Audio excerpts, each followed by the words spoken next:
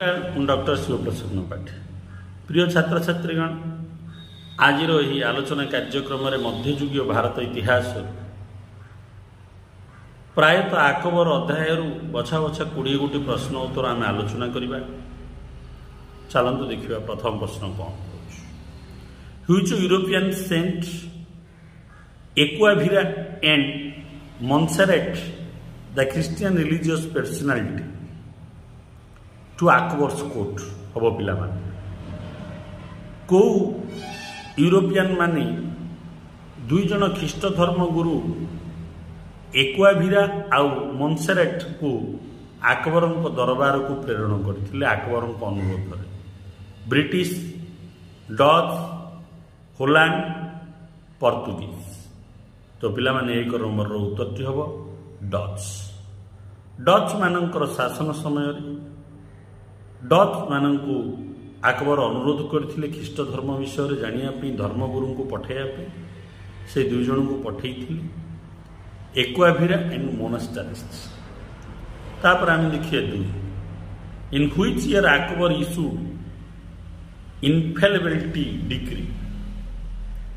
इनफेलिबिलिटी decree Akbar केबे issue करथिले पास करथिले 1579 1580 1581 1582।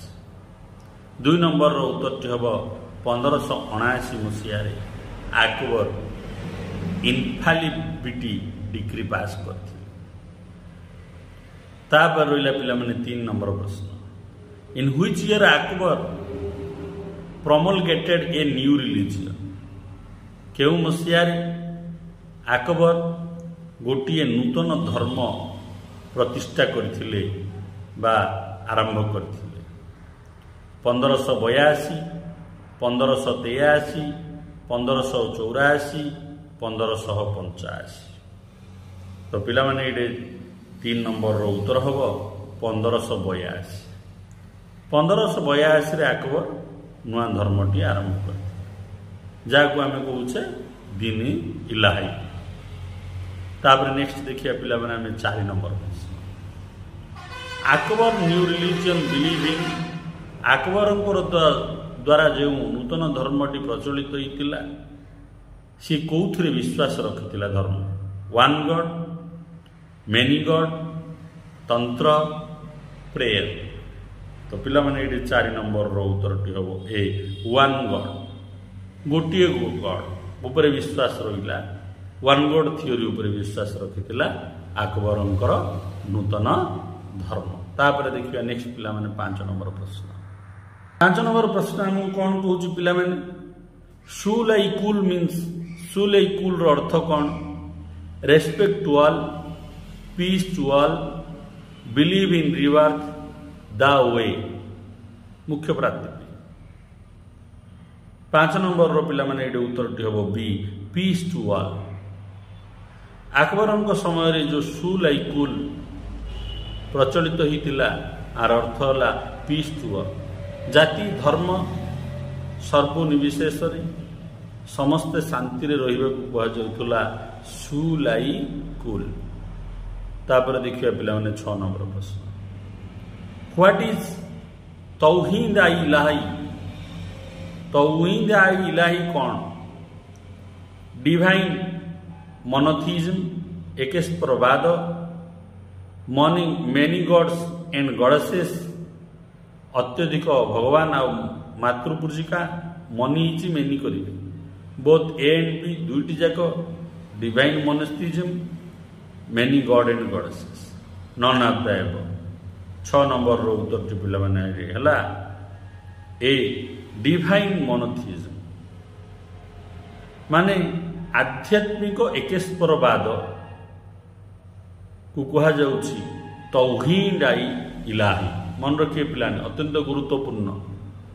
तापर हम देखिए पिला 7 नंबर प्रश्न in which of the following person not adopted Akbar's new religion. ए भितर को व्यक्ति जनक आकबर नूतन धर्म को ग्रहण करि नथिले बीरबल अबुल फाजी फाइजी मानसिंह। 7 नंबर पिला माने उत्तरटी हम डी मानसिंह। कथार अच्छी पुस्तक लिखा जाइए मानसिंह को जिते बड़े अकबर ये नूतन धर्म विषय कही मानसिंह कही मु कौन धर्म परिवर्तन करने को चाहूँ जो स्थान अच्छी से रहा चाहूँगी लोकंर विश्वास भाजन हरइबा को चाहूना। मानसिंह ग्रहण करन देखिए पिला माने 8 नंबर प्रश्न। In which of the following Sufi mystic appointed as chief advisor of Akbar? Abul Fazal, Faizi, Fakir Ziauddin, Tansen. को सूफी धर्मर अनुगामी जे कि अकबरंकर जड़े मुख्य उपदेष्टा रूप में काम करते? 8 नंबर उत्तर हम पे सी फकीर आइजुद्दीन। ये होउछन्ति अकबरंकर जड़े उपदेष्टा। से कौन थिले जड़े सूफी माइस्टिक माने सूफी धर्म रे विश्वास करथुआ व्यक्ति। तापर देखिए नेक्स्ट 9 नंबर प्रश्न। 9 नंबर प्रश्न मु कौन कहूँ which of the following Persian personality appointed as a jewels of Akbar's Navratna? को पर्शियार व्यक्तित्व जे कि अकबरंकर दरबार में जो नवरत्न थिले से भितर अन्यतम भाव नियुक्ति पाई? अबुल फाजल, फाइजी, फकीर जियाउद्दीन, तानसेन। 9 नंबर पिला माने उत्तरटी हम बी फाइजी। फाइजी होउछन्ति जने पर्शियन पर्सनालिटी जे कि अकबरंक राज दरबार रे उपदेष्टा भाव में नियुक्ति पाई। तापर देखिए पिला माने 10 नंबर प्रश्न। Which great Hindu musician appointed one jewel in between the 9 jewel of Akbar's court? Abul Fazal, Faizi, Fakir Ziauddin, Tansen. को हिंदू वाद्यकार जनक अकबरंक राजदरबार रे नवरत्न भाव में नियुक्ति पाई? तो पिला माने 10 नंबर उत्तरटी हम डी तानसेन। तानसेन जने हिंदू थिले ग्वालियर अंचल सम पांडे तांको नाटी थिला किंतु से तानसेन नाम रे नामित होई अकबरंकर राजदरबार रे 9 जन नवरत्नक मध्य अन्यतम भाव में नियुक्ति पाई। तापर देखिए पिला माने 11 नंबर प्रश्न। Which of the following Muslim jewels of Akbar court a great devote of Lord Krishna? अकबरंकर राज दरबार रे जो नवरत्न थिले से भितर जड़े होउछन्ति मुस्लिम नवरत्न किंतु से भगवान श्रीकृष्णकर जड़े भक्त थिले। किए? अबुल फाजल, फाइजी, तानसेन, अब्दुल रहीम खान आई खान। तो पिला माने 11 नंबर उत्तरटी हम डी अब्दुल रहीम खान आई खान होउछन्ति अकबरंकर राजदरबार जड़े नवरत्न भितर अन्यतम एवं से मुस्लिम हेले मध्य जड़े कृष्ण भक्त थिले। ये थिला पिला माने 1 टू 11 अकबरंकर प्रश्न। वर्तमान आम शाहजहानंकर किछि प्रश्न देखिबा। मोगल सम्राट Taj Mahal construction was commenced from which year? Taj Mahal रो निर्माण कार्य केउ वर्ष आरंभ होला? 1631 ईस्वी, 1632 ईस्वी, 1633 ईस्वी, 1634 ईस्वी। तो पिला माने 12 नंबर उत्तरटी हम ए 1631 ईस्वी रे ताजमहल निर्माण कार्य आरंभ होइछि। तापर आमे देखिया पिला माने नेक्स्ट 13 नंबर प्रश्न। How many years take the construction of Taj Mahal? Taj Mahal को निर्माण करने को केते वर्ष लगी? 20 वर्ष, 22 वर्ष, 25 वर्ष, 30 वर्ष। तो पिला माने 13 नंबर उत्तरटी हम बी 22 वर्ष समय लगी। ताजमहल निर्माण होगा केते वर्ष समय लगी पिला माने? 22 वर्ष समय। एठू ही शाहजहान राजकोष खाली होता पिला माने। सीधासलख भाव में मोगल साम्राज्य पतन होगापी यही निर्माण कार्य सब दायी रखिला। देखिए 14 नंबर प्रश्न, who prepared the architecture design of Taj Mahal. Taj Mahal रो स्थापत्य नक्शा किए प्रस्तुत करथिले? उस्ताद ईसा एंड ईसा मोहम्मद इफेंडी, अब्दुल रहीम, अबुल फाजी, अब्दुल करीम। 14 नंबर पिला माने उत्तर हम ए उस्ताद ईसा आउ ईसा मोहम्मद इफेंडी। ये दी जन होचंती नक्शा प्रस्तुत करथिले ताजमहल किपरि प्रस्तुत हब। एमानंकर नक्शा द्वारा प्रस्तुत होईची ताजमहल। तापर देखिया पिला माने 15 नंबर प्रश्न, who designed the tomb of Taj Mahal. Taj Mahal रो नक्शा सिना उस्ताद ईसा और ईसा मोहम्मद इफेंडी प्रस्तुत कले।